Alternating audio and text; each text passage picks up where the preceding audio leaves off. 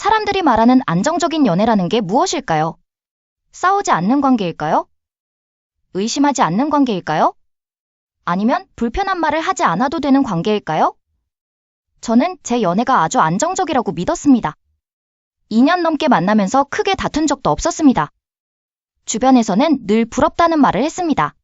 그런데 지금 와서 생각해보면 그 안정감이라는 게 사실은 제가 계속 참고 있었기 때문에 만들어진 건 아니었나 싶습니다. 상대가 편해 보였던 이유는 제가 불편함을 말하지 않았기 때문이었을지도 모릅니다. 그때는 몰랐습니다. 안정적인 연애라고 믿었던 그 시간들이 사실은 아주 조용하게 저 혼자만 애쓰고 있던 시간이었다는 걸 말입니다. 구독과 좋아요를 눌러주시면 사연을 보낸 분에게 조용한 위로가 됩니다. 저는 남자친구와 2년을 넘게 만나고 있습니다. 연애 기간만 놓고 보면 짧지 않은 시간이었고 그 시간 동안 크게 싸운 적이 거의 없었습니다.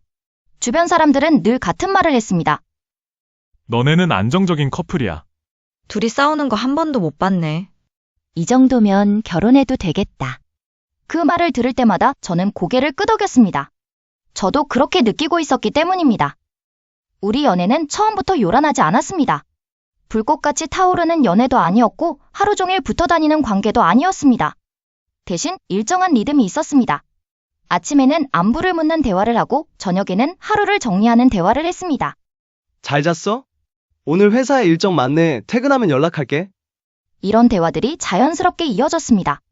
특별할 건 없었지만 끊기지도 않았습니다. 그는 늘 말했습니다. 나는 감정 기복 큰 연애를 싫어해. 괜히 서로 힘들게 하는 거 별로야. 저도 그 말에 공감했고 더 믿었습니다.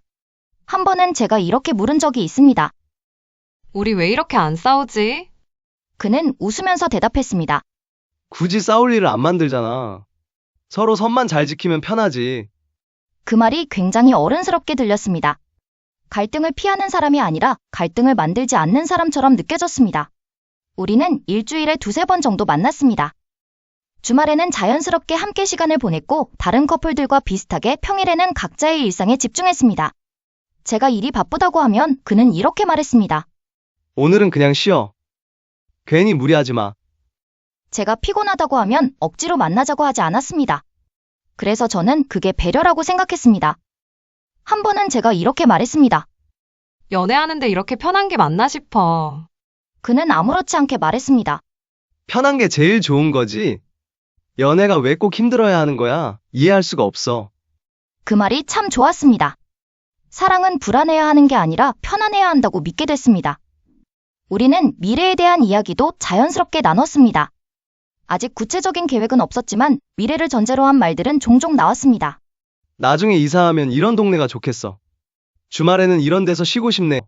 그럴 때마다 저는 이 사람이 제 미래에 포함되어 있다는 느낌을 받았습니다.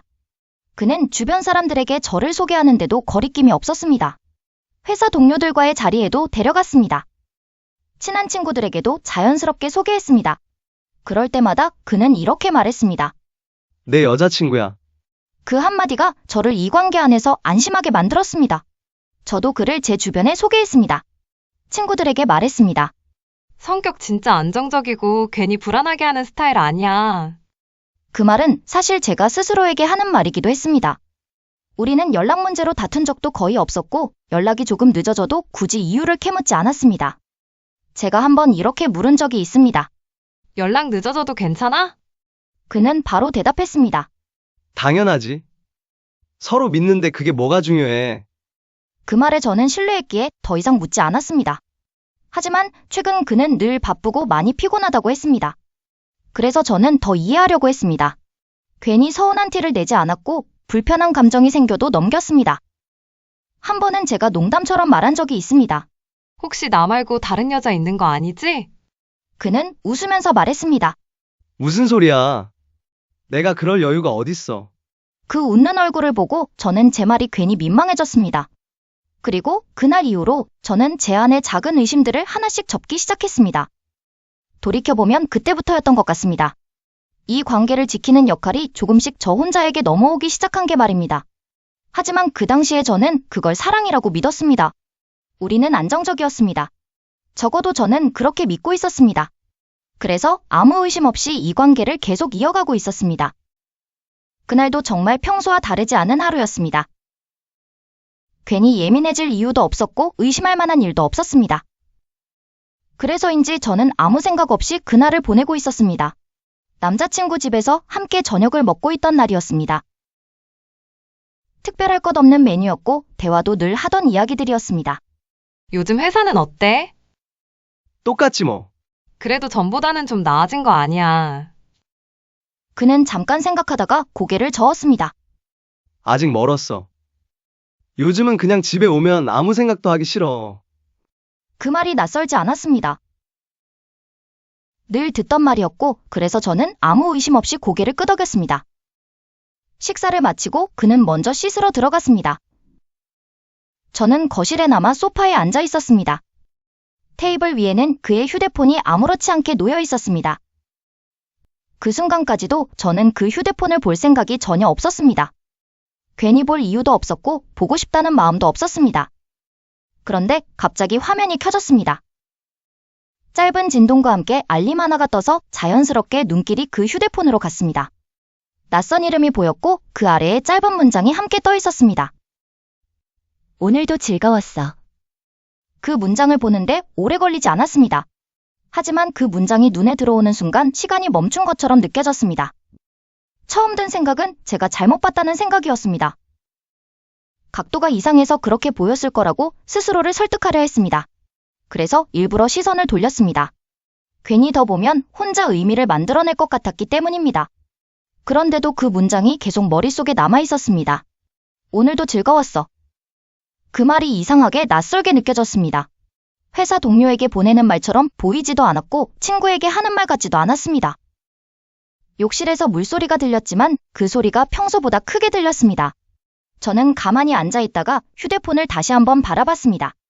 이미 알림은 사라져 있었고 화면은 잠겨 있었습니다. 그때부터 심장이 조금 빨리 뛰기 시작했습니다. 이유를 정확히 설명할 수는 없었습니다.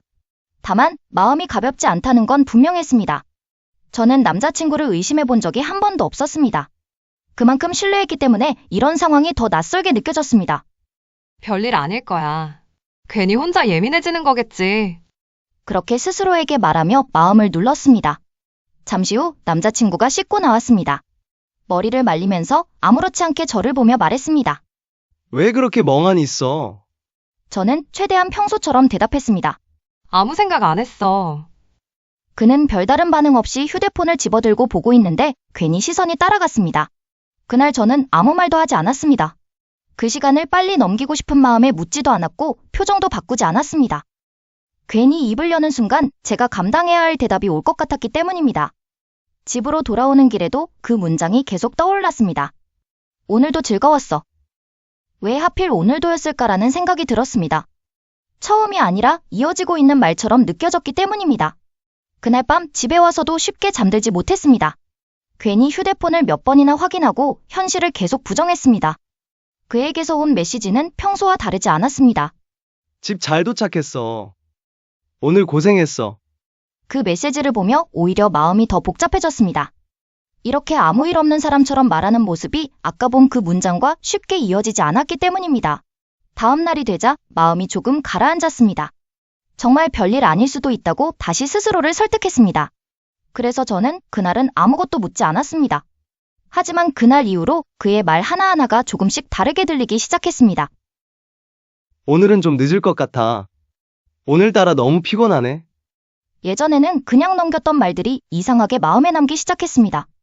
그날 저는 아무것도 확신하지 못했습니다. 다만 분명해진 건 제가 믿고 있던 안정감에 처음으로 균열이 생겼다는 사실이었습니다. 그리고 그 균열은 제가 생각했던 것보다 훨씬 빠르게 커지고 있었습니다. 그날 이후로 저는 혼자 있는 시간이 많아졌습니다. 괜히 약속을 만들지도 않았고 일부러 바쁘게 굴지도 않았습니다. 생각을 피하지 않고 끝까지 해보자고 마음먹었기 때문입니다. 머릿속은 계속 같은 장면을 반복했습니다. 그 알림을 받던 순간과 아무 말도 하지 못했던 제 얼굴이 자꾸 떠올랐습니다. 처음에는 혹시 내가 너무 예민한 건 아닐까 고민했습니다. 확실한 말 한마디 없이 관계를 끝내는 게 맞는 건지도 스스로에게 물었습니다. 그래서 시간을 두기로 했습니다. 감정이 가라앉으면 판단도 또렷해질 거라고 생각했습니다. 그동안 그는 평소처럼 연락을 해왔습니다. 뭐 하고 있었어? 오늘도 좀 늦게 집 들어갈 것 같은데. 피곤하면 먼저 자. 그 메시지들은 늘 보던 말들이었습니다. 그래서 더 이상했습니다. 아무 일도 없다는 듯한 말투와 제가 본 장면이 머릿속에서 계속 겹쳐졌기 때문입니다. 저는 일부러 먼저 묻지 않았습니다. 혹시라도 그가 스스로 말해주지는 않을까 기다렸습니다. 정말 아주 조금은 그런 기대를 했던 것 같습니다. 하지만 며칠이 지나도 그는 아무 말도 하지 않았습니다. 오히려 더 평소처럼 굴었습니다. 그 모습을 보며 저는 조금씩 지쳐갔습니다. 이 사람은 내가 불편해하는 걸 몰라서가 아니라 말하지 않으면 넘어가도 된다고 생각하는 게 아닐까라는 생각이 들었기 때문입니다. 그렇게 며칠을 보내고 저는 혼자 결정을 내렸습니다. 이번에는 피하지 말자고 말입니다. 장소는 그의 집에서 만났습니다. 문을 열고 들어갔을 때 집안은 여전히 평소와 같았습니다. 그 평범함이 이제는 더 이상 편하지 않았습니다. 그는 아무렇지 않게 말했습니다.